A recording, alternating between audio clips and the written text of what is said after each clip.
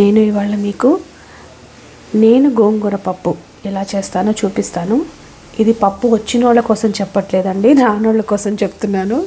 అనవసరంగా గోంగూర పప్పు కూడా చూపించాలా అని అనకండి. అసలు వంట రానోళ్ళ కోసం ఇప్పుడిప్పుడే వంటలు నేర్చుకునే వాళ్ళని దృష్టిలో పెట్టుకొని చెప్తున్నాను, సరేనా? అయితే గోంగూర 2 కట్టలు 3 కట్టలు బాగా 2-3 సార్లు, వీలైతే 4-5 సార్లు నీళ్ళలో వేసి బాగా కడిగి ఫ్రెష్ వాటర్ వచ్చే వరకు కడిగిన తర్వాత ఇలా అన్ని పెట్టుకొని ఒక కుక్కర్లో విడిగా ఉడకబెట్టుకున్నా పర్వాలేదు, టైం లేనప్పుడు కుక్కర్లో వేసేయచ్చు. సో ఆ గోంగూర ఇందులో వేసేసాను. ఒక్క ఉల్లిపాయ, ఒకటే ఒక ఉల్లిపాయ, తర్వాత ఒక టమాటా, ఒక 4-5 పచ్చిమిరపకాయలు, కొంచెం కరివేపాకు, ఉండి లేనట్టుగా శాస్త్రానికి కొంచెం చింతపండు అనమాట. నాకు అలవాటు చింతపండు వేయటం, వేయకపోయినా పర్వాలేదు. వేసిన తర్వాత దీనికి సరిపడా కారం, అంటే ఒక 2 స్పూన్లు అనుకోండి.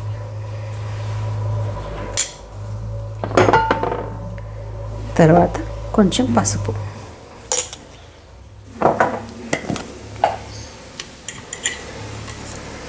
తర్వాత కొంచెం ఉప్పు మళ్ళీ చూసి వేసుకోవచ్చు.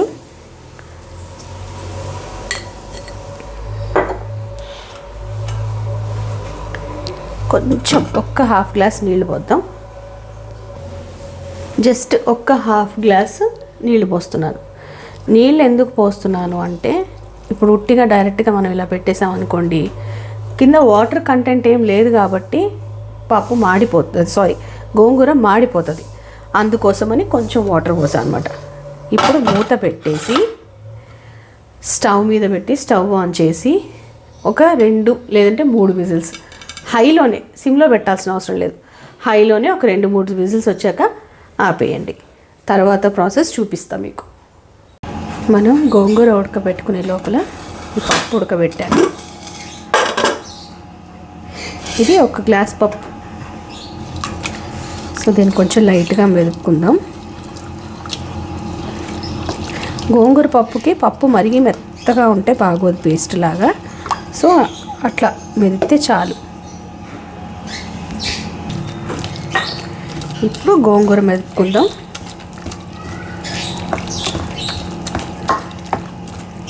కొంచెం ఈ పచ్చిమిరపకాయలు టమాటాలు అన్నీ కొంచెం అలా మరీ పేస్ట్ లాగా కాదు, కొంచెం కచ్చాబద్దాగా మెదపాలి.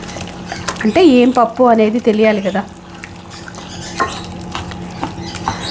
మనం గోంగూరలో ఉప్పు వేసాము, పప్పులో ఏమో ఉప్పు వేయలేదు. సో ఈ గోంగూర పప్పులో కలిపినప్పుడు తర్వాత ఎంత కావాలో అంత చూసేసుకోవాలి. ఇప్పుడు ఇంత మెదిగింది కదా, ఇంత చాలు. ఇప్పుడు మనం ఏం చేయొచ్చు అంటే, ఈ గోంగూర కొంచెం ఎక్కువగా అంటే మాకు ఇక్కడ బాగా దొరకదు, అందుకని నేను ఎప్పుడైనా మంచి గోంగూర ఎక్కడైనా దొరికింది అంటే నేనేం చేస్తానంటే ఇలానే చేసి ఫ్రీజర్లోనో స్టోర్ చేసి పెట్టుకుంటాను అనమాట. అంటే ఒక 15 డేస్ కోసం, లేకపోతే ఒక 1 మంత్ కోసం. ఇట్లా ప్రాపర్గా కుక్ అయ్యి మనం స్టోర్ చేస్తే ఏం పాడవదు. అప్పుడు ఎప్పుడు కావాలంటే అప్పుడు ముద్దపప్పు వండి ఈ గోంగూర కలిపి గోంగూర పప్పులా చేసుకోవచ్చు అనమాట. సో అలా కూడా చేసి పెట్టుకోవచ్చు. ఎందుకంటే ఇప్పుడు ఈ గోంగూర మొత్తం ఆ పప్పులో పట్టదు, ఎక్కువైపోతుంది ఇది. ఇప్పుడు ఈ పప్పులోకి ఎంత గోంగూర పడుతుందో చూసుకొని కలపాలి.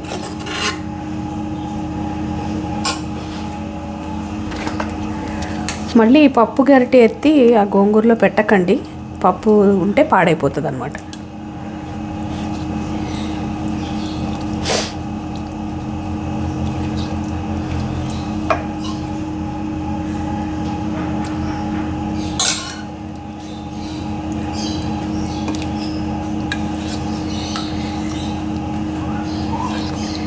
ఇప్పుడు ఒక్కసారి ఉప్పు పులుపు అన్నీ చూసుకున్నాం అనుకోండి, ఇంకొంచెం గోంగూర పడుతుందా లేదా అనేది ఇప్పుడే మనం చూసుకోవచ్చు.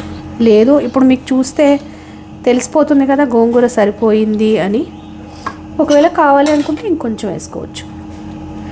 మరీ గోంగూర ఎక్కువ వేసుకుంటే కూడా బాగోదు, కరెక్ట్గా ఉండాలి. ఓకే, ఇప్పుడు ఇది సరిపోయింది. ఇప్పుడు దీన్ని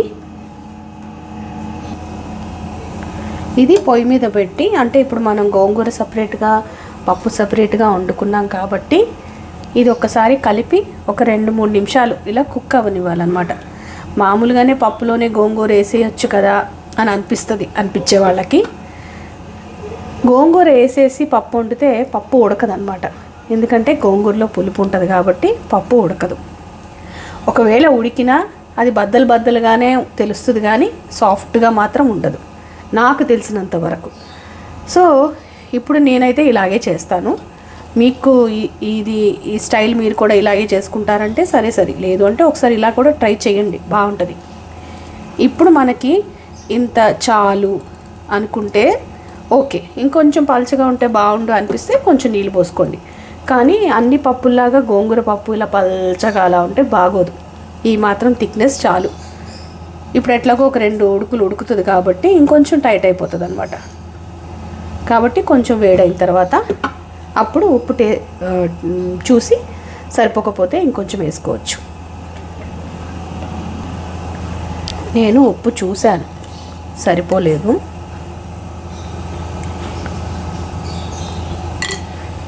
ఓకే,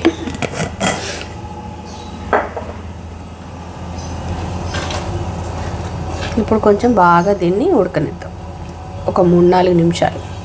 ఈ లోపల తాలింపు వేసుకోవచ్చు.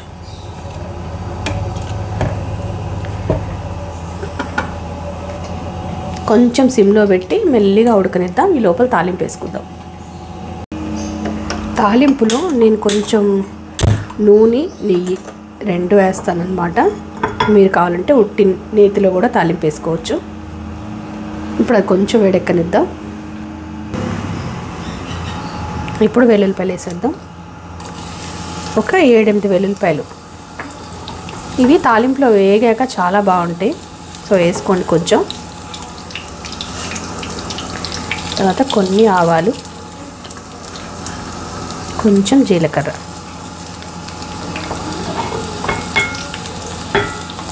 ఇది కొంచెం చిటపట్లాడాలి.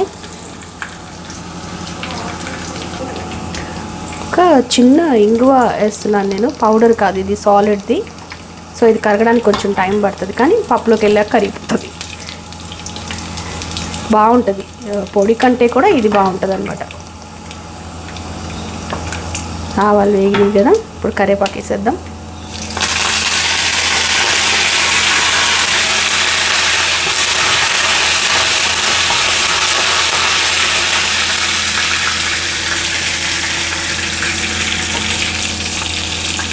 నేను లాస్ట్లో ఎండుమిరపకాయలు వేస్తాను అనమాట, ఎందుకంటే నాకు ఎండుమిరపకాయలు నల్లగా మాడిపోతే ఇష్టం ఉండదు, అందుకు. ఓకే, ఇప్పుడు ఈ తాలింపునెత్తి మనం పప్పులు వేద్దాం.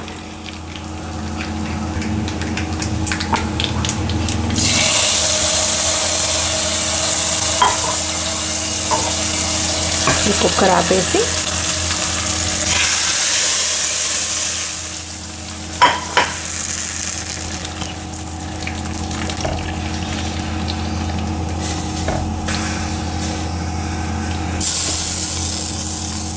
ఇప్పుడు దీన్ని ఒక గిన్నెలోకి తీసుకుందాం. మీకు నచ్చిందా గోంగూర పప్పు? మీకు నచ్చితే ఖచ్చితంగా మీరు కూడా ట్రై చేసి మీకు ఎలా కుదిరిందో చెప్పండి. ఇంతసేపు ఓపిక్గా వాచ్ చేసినందుకు థ్యాంక్ యూ సో మచ్.